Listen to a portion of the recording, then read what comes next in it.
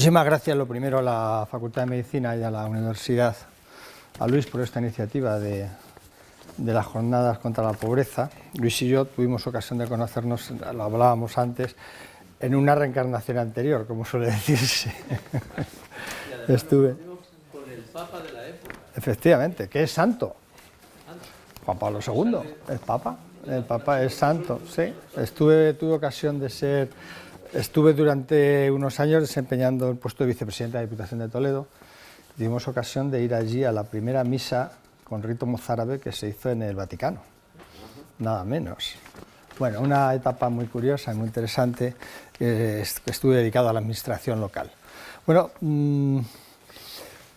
la verdad es que bueno, el tema de las jornadas contra la pobreza, de salud y pobreza, yo que vengo del ámbito de la salud pública, pues muy relevante, ¿no?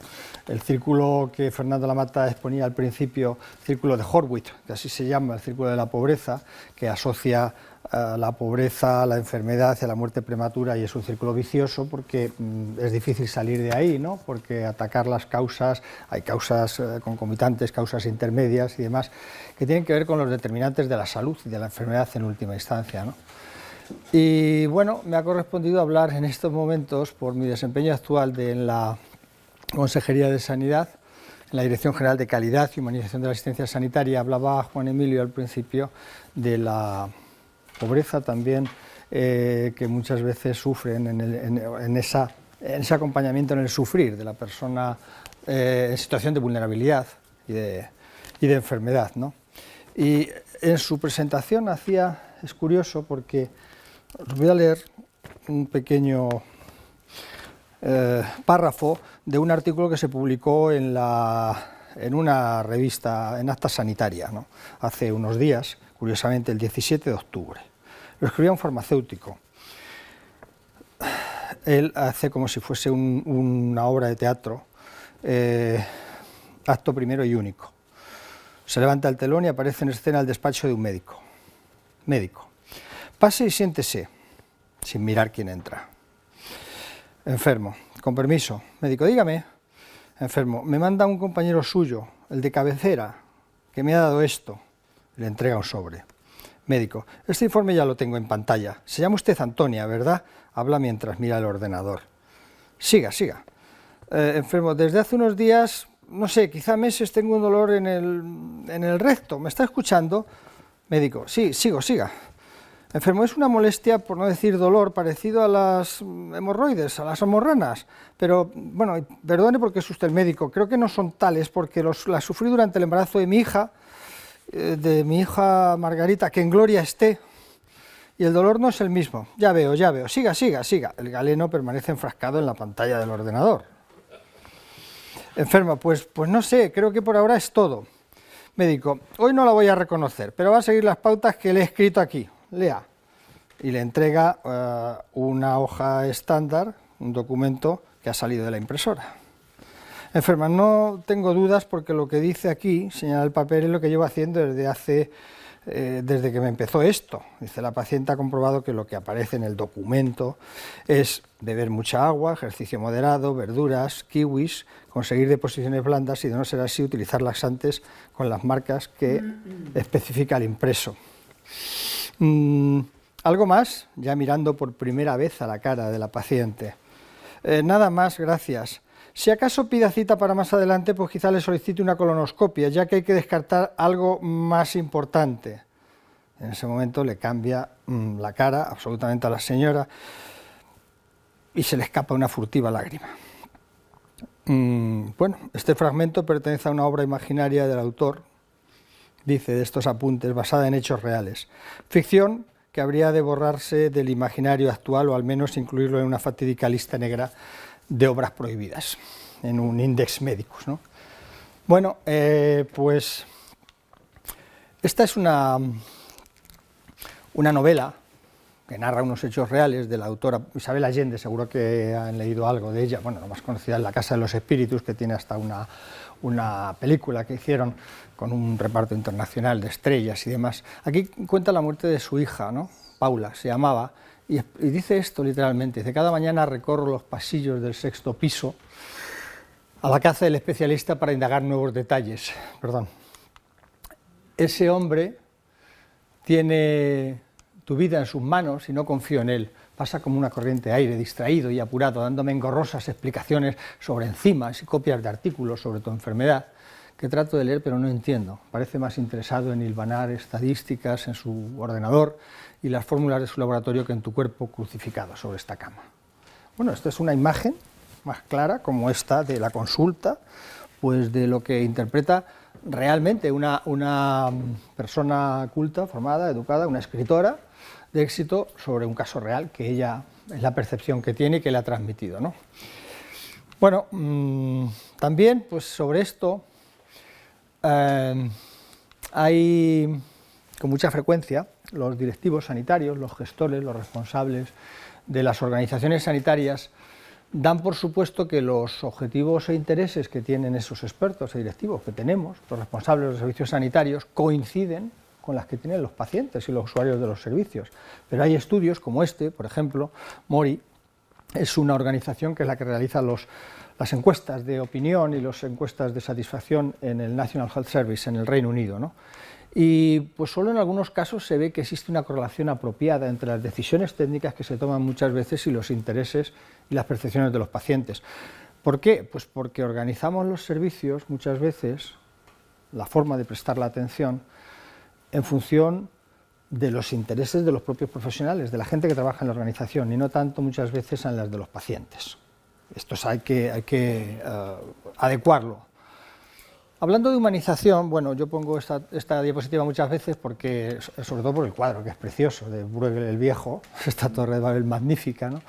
Y entonces, un poco para decir la terminología sobre humanizar, humanización, bueno, pues humanizar significa hacer a alguien o algo más humano, familiar y afable, según dice el diccionario de la Real Academia, y también consiste en adquirir unas características más amables, más humanas. Es sinónimo de sensibilidad, de compasión, de bondad hacia los semejantes, etcétera, ¿no? En el ámbito sanitario, a mí me gusta mucho citar a Oliver Sacks, un neurólogo que falleció ahora hace 2 años, seguramente alguna también de sus publicaciones, de sus libros, si no lo han leído, se los recomiendo expresamente. Tiene una serie de casos clínicos, son patografías, digamos, explicadas, narradas de una forma excelente, muy amena, casos reales que a él le ocurrió como profesional sanitario. Y en el prólogo a este libro, que es uno de los más conocidos, El hombre que confundió a su mujer con un sombrero, dice esto, ¿no? Deberíamos empezar a dar relieve a la persona que hay debajo de los síntomas, debajo de la enfermedad, ¿no? El cometido final de la medicina no es otro que el sujeto humano que sufre y lucha. Eso deberíamos recordarlo, ¿no? Es lo que de otra manera, ahora veremos, pues se dice que lo importante no es la enfermedad, sino el enfermo, ¿no? A veces tenemos una manía del etiquetado y este tipo de cosas que, por la pregunta MIR y estas cosas que decía Juan Emilio al principio, ¿no? Él en este libro dice también esto: en el historial clínico riguroso no hay sujeto. Los historiales clínicos modernos aluden al sujeto con una frase rápida, por ejemplo, hembra albina trisómica del 21, que podría aplicarse por igual a una rata que a un ser humano. Entonces, él comenta, para situar de nuevo al centro al sujeto, al ser humano que se aflige, que lucha, que padece, que está enfermo, hemos de profundizar en el historial clínico hasta hacerlo narración o cuento, medicina narrativa, que ahora se llama, ¿no? Solo así tenemos un quién, además de un qué, un individuo real, un paciente en relación con la enfermedad. Esto es algo que debemos pensar un poco, ¿no? Y esto puede ser interpretado como la deshumanización. Esta cita también de Tessa Richards, que es la actual editora del British Medical Journal, es una médica de atención primaria que comenta esto: no siempre podemos garantizar un buen resultado en la atención que se presta, ¿no? Pero sin duda lo que sí debemos hacer, podemos y debemos ayudar a las pacientes, a los pacientes a navegar esa singladura, a desenvolverse en nuestros complejos y fragmentados sistemas de salud que hemos diseñado, como digo, no orientados exactamente al paciente, a pesar de esa retórica de la centralidad del paciente que decimos muchas veces, ¿no? Y hacerlo de la forma más digna y segura posible, ¿no? Esta es una carretera real que está por Rumanía o por ahí, pero que me parece que refleja muy bien, es una metáfora de lo que Albert Jobel, en este artículo que escribió unos meses antes de morir, en el año 2013, ahora en noviembre se cumplen 4 años de su fallecimiento, llamaba el itinerario de la incertidumbre, que es el que a veces recorrían los pacientes, sobre todo... No se sepa quién es Albert Jovel. ¿Cómo? Quizás no sepan quién es Albert Jovel. Que, perdona, no te entendí. Quizás no conozcan quién es Albert Jovel. Ah, sí, ahora lo comento porque sale una foto suya que pongo aquí. Albert Jovel fue un médico, especialista en salud pública, preventivista, que él comentaba, tenía una frase muy graciosa porque fue diagnosticado de un tumor maligno muy raro, de timo, un cáncer de timo, que como consecuencia del tratamiento y de la quimioterapia que recibió, pues sufrió una serie de enfermedades, complicaciones metabólicas, etcétera, tuvo una diabetes, al final falleció de las complicaciones derivadas del tratamiento en última instancia. Él decía que había hecho dos carreras, una vertical como médico y otra horizontal como paciente. Y por tanto, como había visto las cosas desde el otro lado, digamos, como paciente, pues entendía mucho esto, ¿no? Y hizo mucho por recuperar una cierta humanización. Él era hijo de un médico de familia, también de un médico de atención primaria, un médico de cabecera, que llamaba en Gerona, creo que por ahí, y fundó también pues, el Foro Español de Pacientes, el movimiento asociativo, lo puso muy como se dice ahora, no me gusta la expresión, lo puso en valor, estas cosas, pero la verdad es que trabajó mucho en esta materia, ¿no? Y hablaba sobre ese itinerario de la incertidumbre, que es el que a veces tienen los pacientes, que llegan las personas enfermas, y dice, ese devenir del itinerario de incertidumbre es inevitable. Muchas veces el paciente no sabe dónde se encuentra y lo que quiere es alguna orientación, algún apoyo, alguna ayuda, alguna explicación sobre la situación en que se encuentra, pero humanizar la navegación por ese itinerario, por esa singladura, pues no debería serlo, y estar ahí es una cuestión de tiempo, porque todos, tarde o temprano, vamos a ser pacientes, o lo somos o lo hemos sido. Bien, este es Michael Porter, este no, ni es sanitario siquiera, este es un señor que es profesor en la Harvard Business School, la principal escuela de negocios, pues junto con el Instituto de Empresas y el IES y ESADE y estas cosas, en Estados Unidos, ¿no? Hace unos años, en un artículo publicado en el 2007, definiendo, incorporando, introduciendo el valor en la atención sanitaria y la definición de valor de la atención sanitaria. Ahora pues se emplea mucho esa expresión, los farmacéuticos, las industrias farmacéuticas hablan de el valor de... Es un eufemismo, yo creo que un eufemismo esconde el valor de la innovación, el valor del acceso al medicamento, este tipo de cosas. Bueno, en este libro que publicó con una sanitaria, Elizabeth Olmsted, redefiniendo la atención sanitaria, pues se preguntaba sobre lo que era el valor de la asistencia sanitaria. Al final llegaba a la conclusión de que todo el mundo quiere pues, una asistencia sanitaria más valor, pero probablemente lo que se entienda por valor para un paciente no es lo mismo que entiende un gerente, que lo que entiende un directivo sanitario, que lo que entiende una persona enferma, cualquier, o un responsable político, ¿no? Que está al frente también de una organización sanitaria. En cualquier caso, los pacientes sí parece que, desde la perspectiva de los pacientes, el valor de la atención sanitaria está determinado no solo por resultados de la atención clínica que recibe, sino también por el proceso, la forma en que se presta la atención, ese acompañamiento, la forma en que son tratados como personas, por un servicio que, como ocurre también desde el punto de vista de la calidad percibida, con respecto a la calidad técnica o la calidad científica, ¿no? Que va de suyo, va por descontado, hay un elevado grado de efectividad técnica, el servicio sanitario que van a recibir, pues cuando uno tiene una enfermedad, que como se dice en los pueblos, ¿no? Esto es de operación, ya interpreta que es algo más grave que si tiene que tomar unas pastillas o un medicamento, pues le van a hacer un diagnóstico correcto, le van a hacer el tratamiento quirúrgico que esté indicado, más conveniente, que le provoca menos complicaciones, le van a anestesiar bien y le van a atender, etcétera, etcétera. Eso, digamos, que lo da por descontado. Hay un grado elevado de efectividad técnica, pero al mismo tiempo tiene que aparecer como individualizado, personalizado. Esta es la medicina personalizada, no la de precisión genómica, no hablo de esta, ¿no? la que se atiende uno a uno, ¿no? En esa relación tradicional o clásica médico-paciente que decía don Pedro Laín Entralgo y demás, ¿no? Y que tiene que aparecer como personal, único, íntimo a la persona destinataria de la misma. Lo mismo a las personas cuando los propios profesionales estamos enfermos, ¿no? Bueno, En cualquier caso, lo que hay es una situación que se habla de deshumanización. Entonces, debida muchas veces a la tecnificación, decía Albert Jobel, esta es una frase suya, los médicos nos sentimos cada vez más dependientes de la tecnología y menos predispuestos a tender físicamente una mano al paciente, a mirar a la pantalla del ordenador. También muchas veces la masificación ha dado lugar a la falta de tiempo, ¿no? La presión asistencial, la despersonalización y cosificación que a veces de los pacientes.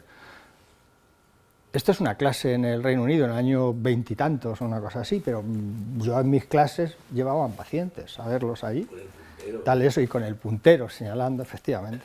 Bueno, pues un trato poco digno, inadecuado, estas batas que ponen y que se siguen utilizando, dejando el culo al aire, literalmente, ¿no? Pues este tipo de cosas que estamos intentando cambiar. Esto generó, este artículo publicado hace 3 años en Estados Unidos, provocó una controversia y el cambio en muchas de las clínicas y hospitales privados en Estados Unidos, empezar a cambiar la indumentaria que se ponía a los pacientes, ¿no?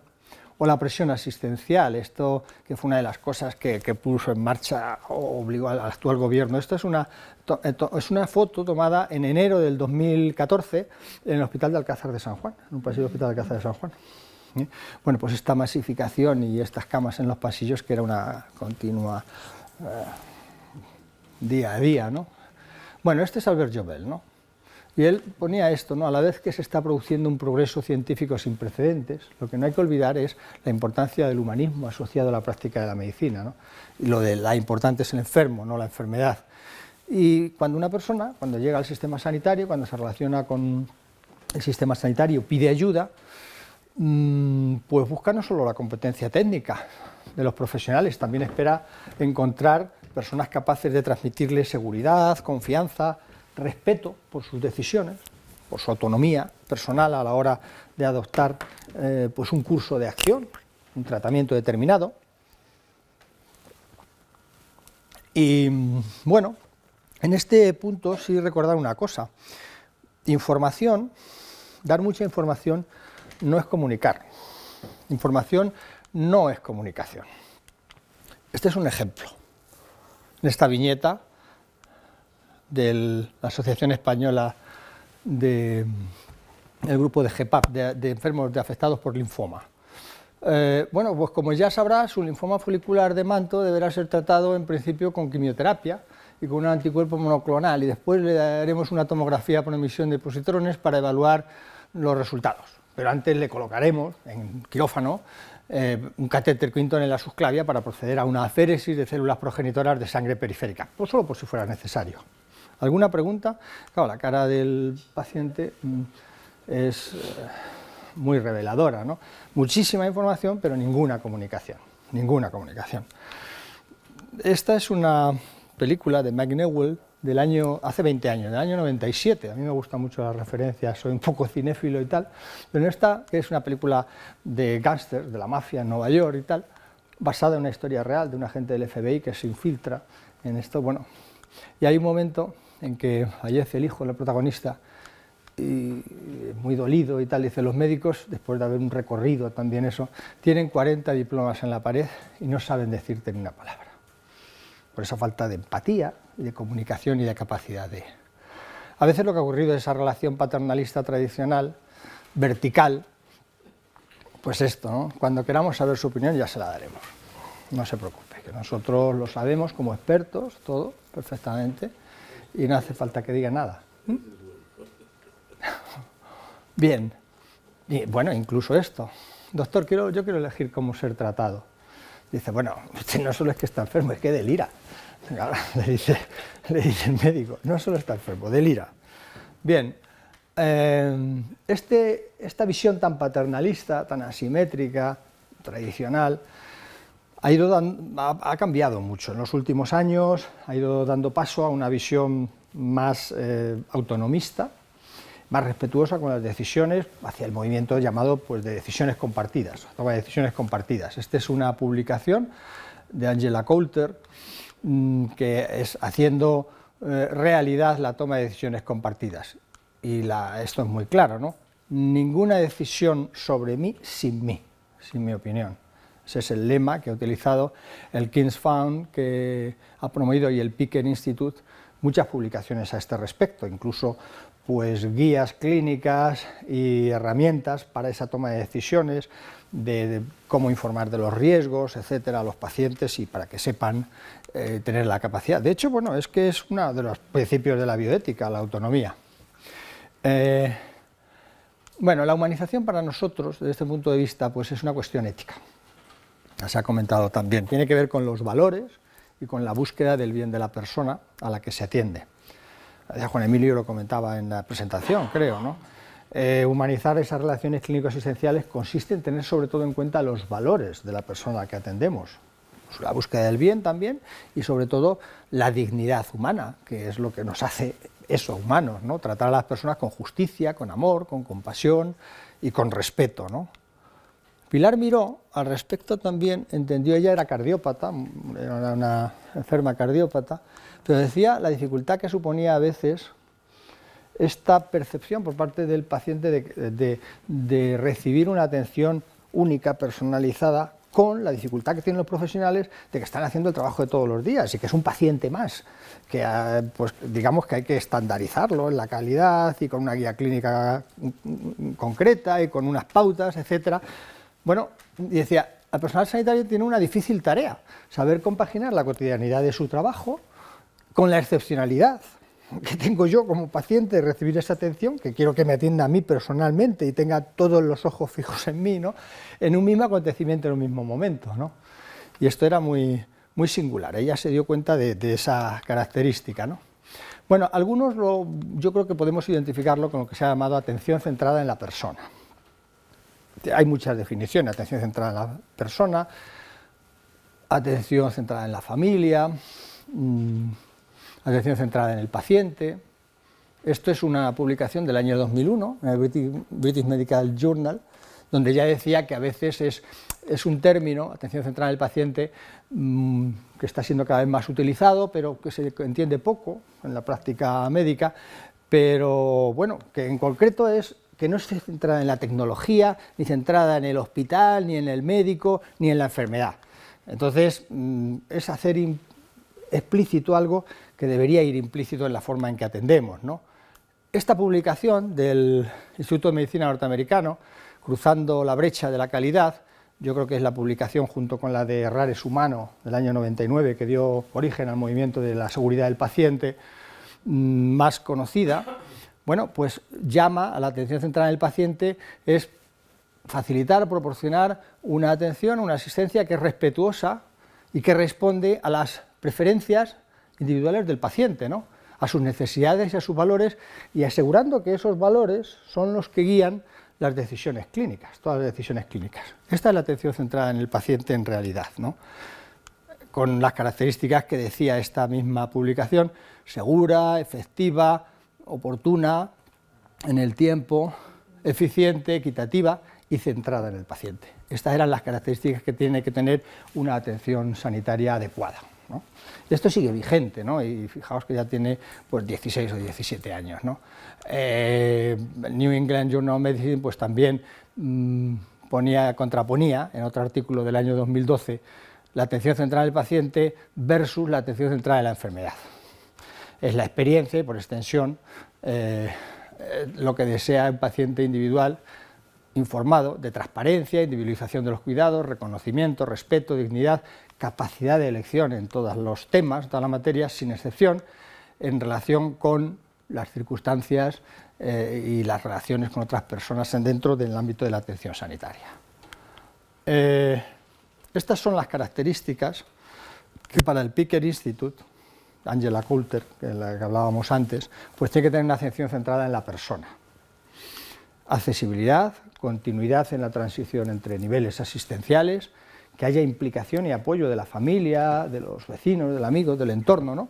Apoyo emocional, respeto, empatía con la persona enferma, confort físico, adecuado por supuesto, información y educación, pero educación sanitaria, educación para la salud al paciente, coordinación e integración de cuidados y los valores, respeto por las preferencias y los valores de la persona, ¿no?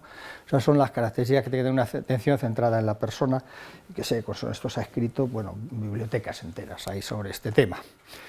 Esta es una publicación del año 2014, de la Health Foundation, donde habla precisamente también de esto mismo, y como es difícil de definirlo, dice: atención centrada en la persona es un amplio concepto de atención centrada en la persona, en el paciente, en la familia, en el cliente, en la persona como totalidad, individualizada, personalizada, práctica clínica personalizada, etc.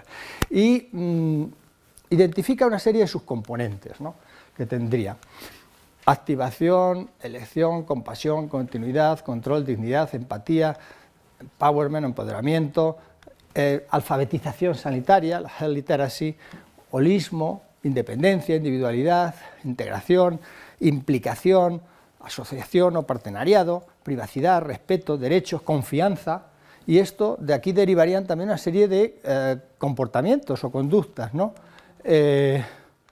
Advocacy, de defensa, ¿no?, del paciente, evaluación de las necesidades de la familia, comunicación, atención coordinada, capacitación, implicación, planificación de objetivos, presupuestos individualizados, planes individualizados de cuidados, provisión de información, escucha activa, participación, entorno físico, lo que hablábamos, ¿no?, reconocimiento de los valores, apoyo para el autocuidado, decisiones compartidas, apoyo y transiciones. Bueno, pues en realidad en todo esto se encontraría lo que podríamos llamar humanización, de alguna manera, ¿no?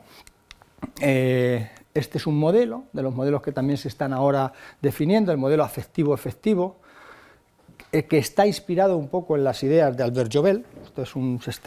Hemos colaborado en su diseño, pues como veis también aquí, los valores de la persona en el centro: humanidad, empatía, calidad, vocación, transparencia, dignidad, todos los términos estos que hemos venido repitiendo, ¿no?, con una serie de ámbitos de actuación, que habría que hacer un seguimiento de ellos, y aquí están pues lo que son los agentes que se implican en el sistema, ¿no?, sanitario, desde los propios profesionales, las asociaciones de pacientes, que tienen un papel cada vez más importante, los centros proveedores de servicios, la administración sanitaria, la industria, la propia universidad, la formación, y los medios de comunicación. Aquí pueden añadirse también pues agentes sociales, industria farmacéutica, sanitaria también, etcétera, etcétera, ¿no? Bueno, habría que actuar sobre todo eso. De todas formas, un tema que a mí me gusta mucho recalcar o recordar en esto también es que a veces estamos llegando a confundir, y en este cajón desastre, cuando se habla de humanización, se incluyen cosas que podrían calificarse solamente, bueno, yo creo que es de mera educación y de cortesía. Este es un artículo, se publicó también en el New England en el año 2008, en mayo de 2008, por este hombre que es un psiquiatra, trabaja en un hospital de Boston, de Harvard. Y claro, fíjense en los consejos que daba, ¿no? Él hablaba de medicina basada en la etiqueta, quería hacer la broma con lo de evidence-based medicine, medicina basada en la evidencia o en las pruebas, pues medicina basada en la etiqueta de buenos modales, etiqueta de la cortesía, etiqueta, buenos modales o educación.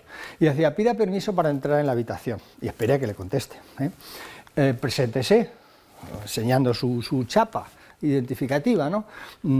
Salude de las manos, incluso si es necesario con guantes, siéntese al lado de la cama del enfermo o de la enferma, sonría, si es apropiado, ¿no?, si está adecuado, si está en una situación muy grave y tal, pues probablemente no sea lo más conveniente, ¿no? Explique brevemente cuál es su papel en el equipo, qué es lo que se dedica, ¿eh? Soy médico residente, o soy un adjunto que vengo y tal, o soy enfermera, soy un auxiliar que vengo a traerle tal, o a lo que sea. Y pregunte al paciente cómo se encuentra él o ella, cómo se encuentra en el hospital, su estancia, cómo está transcurriendo, está bien, está cómoda, se encuentra tal, qué le pasa a su familia, tal. Bueno, algunas cosas de estas son de pura cortesía y de educación.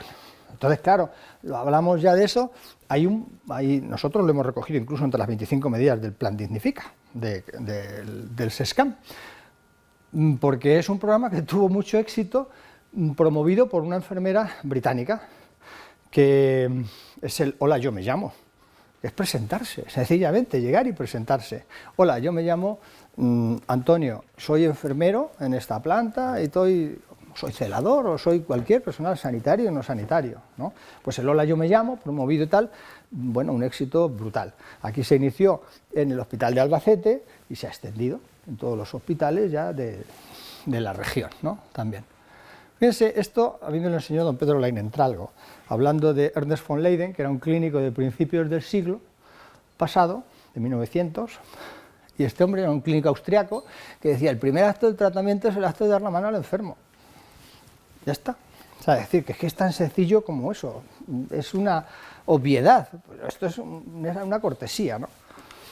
En fin, por terminar con esto, ¿no? Con la idea de humanización como lo concebimos, como una cuestión de carácter ético también, que incluye un conjunto de diversas actuaciones y prácticas clínico-asistenciales que tienen que ver con esto, ¿no? En general, el trato personal, el respeto de los valores y la autonomía de los pacientes, y que aquí es muy importante la actitud de los propios profesionales, sin duda, porque son los agentes activos y quienes están prestando la atención, lógicamente, ¿no? Entonces, la información, la comunicación que facilitan, el modo en que se prestan la atención en los cuidados. Yo a veces pues digo, pues mira, por definirlo, yo no le voy a decir a un médico, a una médica, a una enfermera, qué es lo que tiene que hacer, pero a lo mejor sí cómo lo tiene que hacer, porque la diferencia no es el qué, sino el cómo, lógicamente, ¿no? Y aquí esto es importante. Yo recuerdo aquí, pues, lo que Victoria Camps, profesora de bioética, filósofa y tal, fue la primera presidenta del Comité de Ética de España, de Bioética de España, hablaba de las virtudes de las profesiones sanitarias. Ella rastreaba a lo largo de la historia, y en este artículo hablaba de los valores éticos, y decía que cualquier autor que se haya dedicado a eso hablaba de benevolencia, respeto, cuidado, sinceridad, amabilidad, justicia, compasión, integridad, desinterés, olvido de uno mismo, y prudencia, la virtud aristotélica por excelencia, ¿no? Bueno, pues, vale, esto lo predicamos las profesiones sanitarias, estas profesiones sanitarias, de que somos muy vocacionales y somos muy íntegros y somos benevolentes, respetuosos, tal, corteses. Bueno, pongámoslo en práctica, de verdad, comprobemos. En cualquier caso, esto es lo que habría que hacer, ¿no? ¿Cómo hemos desarrollado en Castilla-La Mancha este plan de humanización de la asistencia sanitaria que el consejero, en la primera comparecencia que tuvo ante las Cortes Regionales, en septiembre de 2015, pues anunció? Bueno, a través de 3 herramientas. Por un lado, las redes de expertos y profesionales, esta es la orden que las publica en la Consejería en diciembre del 2015, con esta idea, ¿no? Las redes de expertos y profesionales, bueno, pues es tener en cuenta que los propios trabajadores, empleados, profesionales del sistema sanitario son el corazón de la organización, son el principal activo, ¿no? Cualquier organización sanitaria es una organización basada en el conocimiento, muy compleja, muy estructurada, basada también en la innovación, en el aprendizaje continuo, etcétera, etcétera. Entonces, reconocer precisamente algo que tiene que ver pues, con la idea de gestión clínica y de autonomía en la gestión, o descentralización también por parte de los profesionales, y con estos objetivos que aquí aparecen, ¿no? Garantizar la calidad, la seguridad y la dignidad de las personas atendidas en el sistema sanitario público, impulsar y mejorar esa participación de los profesionales en la toma de decisiones que afectan a la organización en su conjunto, son ellos quienes tienen que decir por dónde debemos ir, en todos los planes y las orientaciones que se hagan, disminuir la variabilidad de la práctica clínica para mejorar la calidad y la eficiencia de los propios servicios sanitarios que se prestan a la ciudadanía, mejorar los resultados en salud a través de proyectos comunes que se hagan, de planes, de actuación, avanzar en la implementación de estrategias que también contribuyen y coadyuven a la sostenibilidad deseable del sistema, ofrecer herramientas que optimicen la gestión del sistema sanitario. Nadie mejor que los propios profesionales saben qué es lo que hay que hacer y por dónde deberíamos ir, ¿no? Favorecer la identificación también con los objetivos de su unidad y centro, lo que es la cultura corporativa, la orientación con los propios centros y con la propia organización, y acercarla a la toma de decisiones a las necesidades realmente de las personas atendidas. Estos son los objetivos que venían en el propio diario oficial de las redes de expertos. Bien, hasta ahora pues se han creado estas 6 redes. La red de urgencia y emergencias, de imagen radiológica, de seguridad del paciente, la de educación para la salud y escuelas de pacientes, cuidados paliativos y la de salud mental. está pendiente crear una sobre formación y alguna otra que hay ideas y tal, probablemente geriatría, gerontología, se pueda... Porque bueno, son unidades funcionales que integran tanto a los profesionales como a representantes de la ciudadanía. Hay pacientes también y personas atendidas en estructuras ágiles, dinámicas, proactivas, generadoras de buenas prácticas y motores de excelencia. Esto es lo que se quiere que sean las redes de expertos. En segundo lugar, la otra segunda herramienta del plan de humanización es el plan Dignifica. El plan Dignifica para los centros y hospitales del SESCAN, del Servicio de Salud. Aquí explica, esto es un pantallazo de la página del SESCAN, que busca eso, la dignidad del tratamiento, humanización del trato, profesionalidad al servicio del usuario, implicación en los cuidados, las personas, etc. Tiene 5 grandes áreas de actuación, 5 grandes líneas de actuación. En primer lugar, mejorar la información y la comunicación con el paciente, basándonos en esa idea que decíamos, una atención integral e integrada entre distintos niveles asistenciales, tener en cuenta a los profesionales como elementos activos de esa humanización, también humanización de los espacios y del confort, del entorno, y por supuesto la implicación y participación ciudadana, con el respeto a y el tener en cuenta a las asociaciones, cada vez con un papel cada vez más relevante y más importante de pacientes, ¿no? Y por último, las escuelas de pacientes. Se ha comentado aquí, y curiosamente Ana ha dicho que en algunos de los programas que hay lo que se ha detectado precisamente es muchas veces el desconocimiento, la falta de habilidades o de prácticas para seguir un tratamiento, la falta de información, etcétera, etcétera.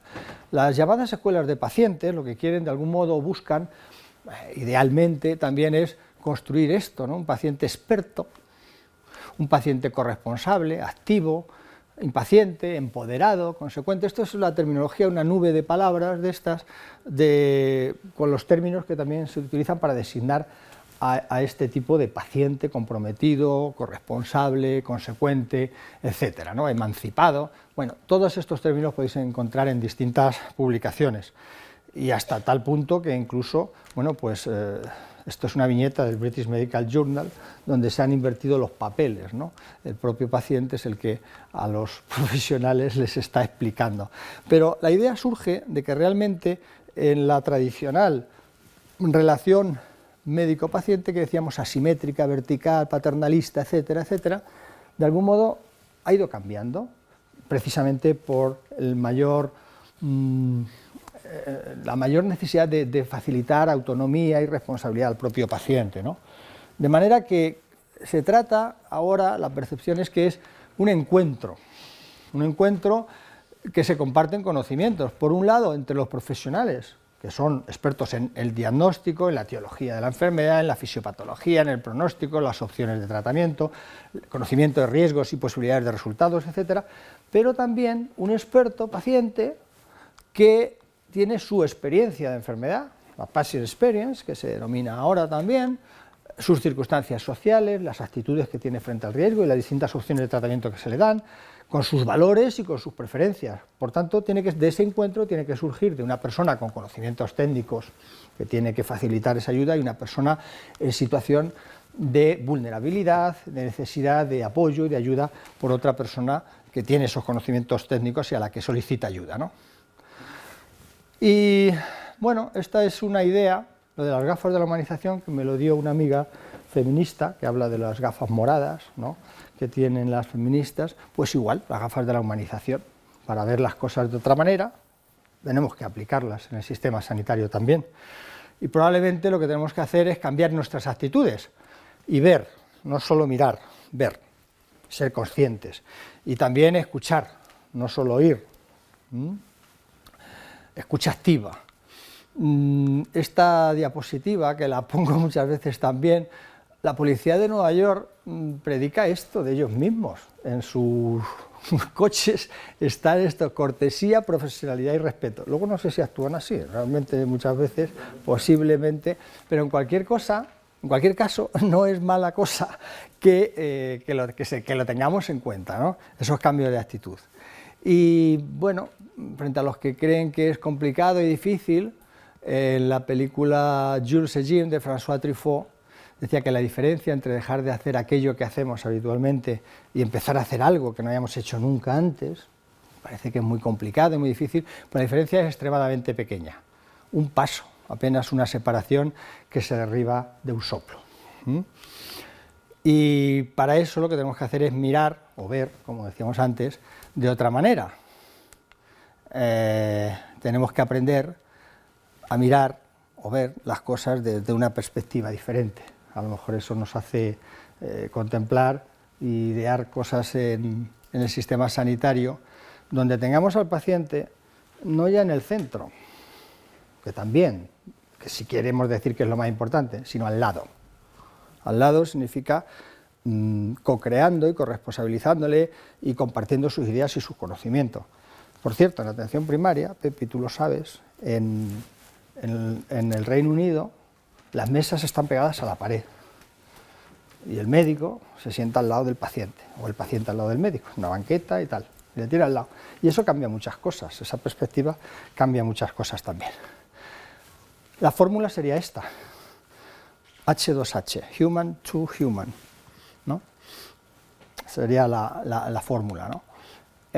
Porque los gestos más pequeños y triviales muchas veces son los que llegan más al fondo de un amable y agradecido corazón, que decía un estadista norteamericano, aunque pueda parecer una frase sensiblera, esconde mucha verdad, yo creo. Y este es un profesor también de Harvard, que tuve la suerte de conocerle hace 2 años, y decía que aunque la medicina moderna cuente con la ayuda de un enorme arsenal terapéutico y un deslumbrante despliegue de tecnologías, como resonancia magnética de alta resolución, análisis de ADN, gran precisión, etc., el lenguaje y la comunicación sigue siendo la piedra angular de la práctica clínica. Y esto, pues como digo, hay que recalcarlo. La herramienta ya total es la empatía. La empatía, que esto también es un fotograma de una película que si no la habéis visto os recomiendo fervientemente, yo creo que la mayoría de eso, Matar a un ruiseñor, con un Gregory Peck jovencísimo aquí, guapísimo, que hace de un abogado Atticus Finch, un abogado defensor de un negro al que acusan injustamente de un crimen que no ha cometido, y él dice, nunca entiendes realmente a una persona hasta que te pones en su lugar, hasta que consideras las cosas desde su punto de vista, hasta que te metes en el interior de su piel o de sus zapatos y caminas con ella. Bueno, y esto es todo.